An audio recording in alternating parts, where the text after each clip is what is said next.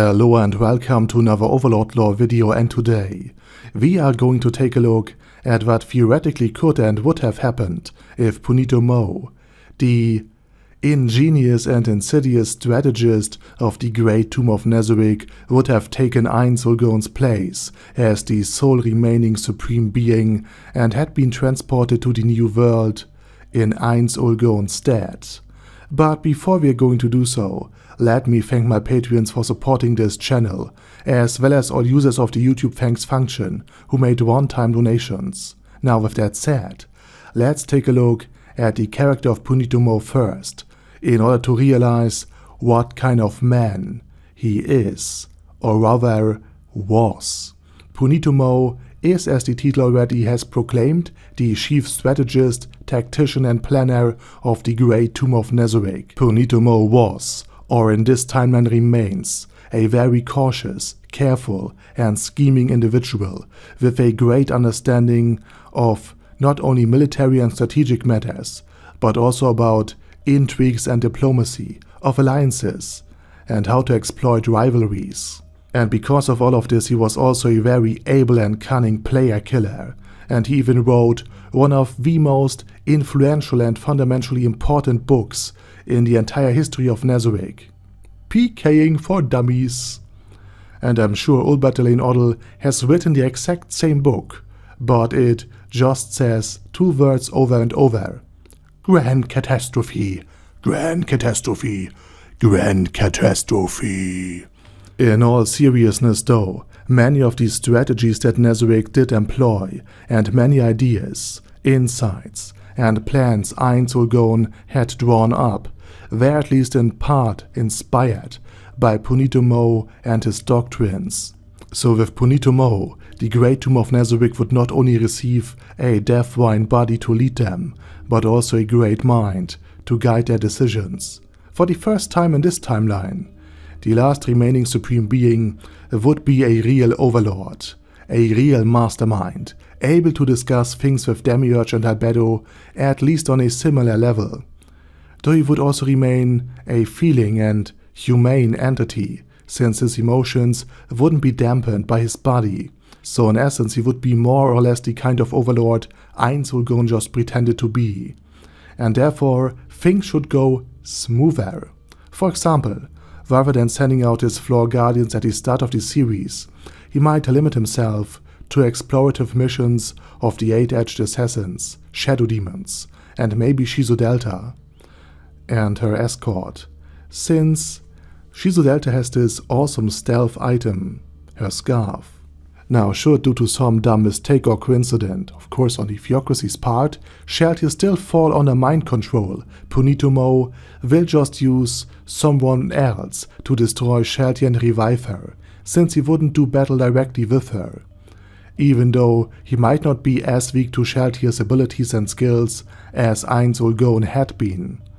And he might also find out who exactly attacked Sheltier, since he had equipped her with a shadow demon prior to her mission. And now armed with this knowledge, Punitto Moe would likely still use the Empire and the Kingdom and their war to gain more power for the Great Tomb, but he might manipulate events in such a way that, for example, Renner's contacted and introduced into the Great Tomb way earlier.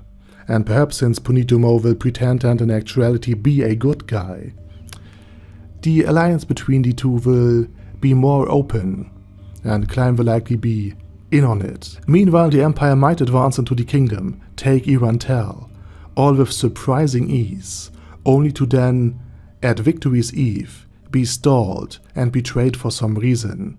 Even more unusual, the Theocracy spies and agents seem to work overtime in the Kingdom and the Empire, but nobody knows why, until both King Ramposa and Emperor Jerknev would have been assassinated and then brought back to life, only thanks to Renner's new ally.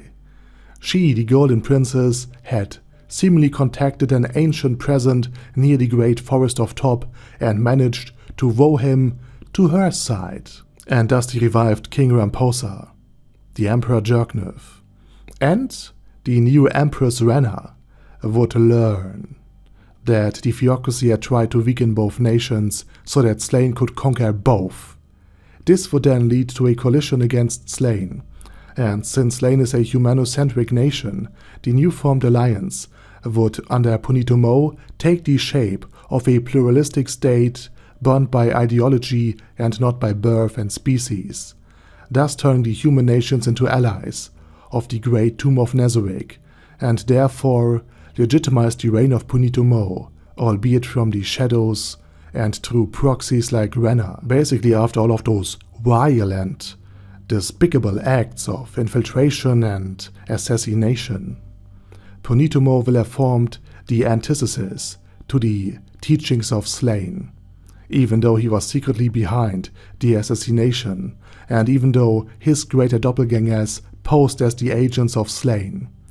The Theocracy would now see their life's work, the establishment of a strong human-only state, threatened more and more, and by that point, Punitto Moe's forces, namely Aura and Mare, might have made contact with Zeshi, and after a brief battle, the strongest godkin of Slayn would rather stay at the Great Tomb of Nazarick than continue working for Slayn. With her knowledge, her access and power, the Slayn Theocracy's leadership would be decapitated with one swift single stroke.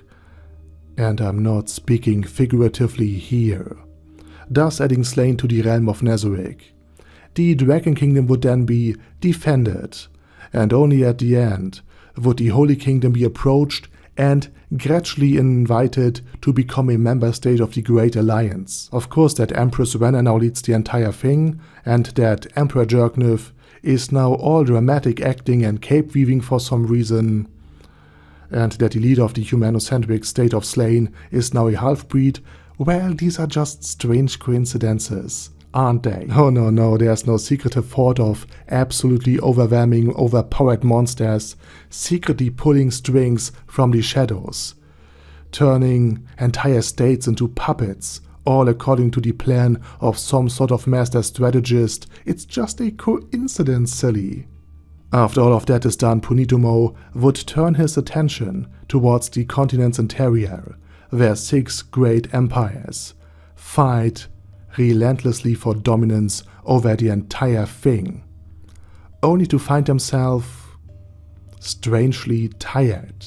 The war seems to be stalling, and at the same time, it became so much more brutal and merciless because all of the weapons they are using were so cruel and merciless, and nobody knows where these weapons came from. But anyway, over the course of a decade or so, these 6 great nations would spend their military power, all without gaining a single further inch of land from one another. And then he will be approached by a good and merciful and benevolent empress, or alternatively by the Holy Queen Kalka, and invited to have a more permanent peace. And at the end of all of this, let's briefly talk about the economy. While Punitto Moe couldn't create undead servants, maybe he would be able to turn trees and entire forests into his very minions, thus making the planting of trees and not the location of graveyards a priority for his new alliance that Nazarick now leads secretively from the shadows. All without Platinum and the other Dragonlords truly knowing what is going on. And of course, planting trees and being all about nature might be also good for the image of Nazarick. So this is, at least in my opinion, what would happen if Punitto Moe, Nazarick's chief strategist, would have been transported into the new world instead of Ainz. And with that said, I say thank you very much for watching, and special thanks to Bad Guy Yi, Ben C, Chrissy, Crowley0221, Sia, Death is Mercy, Deathless Dragonlord, Dystopia II, Feral Shivan, Guy with That Head, Hector Marino, Hoss, Huster, Jacob G, Jana B, Jason, Chromius, Legendarius, Lelouch Britannia with a Mustache, Lexus Fox, Lord Nishikian Rai, Lord Touch Me, Merovec, Mr. Shoes, Mr. Tweaker, Michael R, Michael Y, O'Kill, Overlord General Gasper, Paddy Pantom, Personage, Primus 11, Shadow Lightning Wolf, Shrine Keeper, Ted, Texas Deer, The Orc Warboss, Rock Ed Smasher, T.E. Wang, Vash Hawkeye, Vegito 27, Venture Fanatic, Wilhelm, and Zonagon. Thanks guys. Anyway, have a nice day, and I hope to see you all again soon on my next video.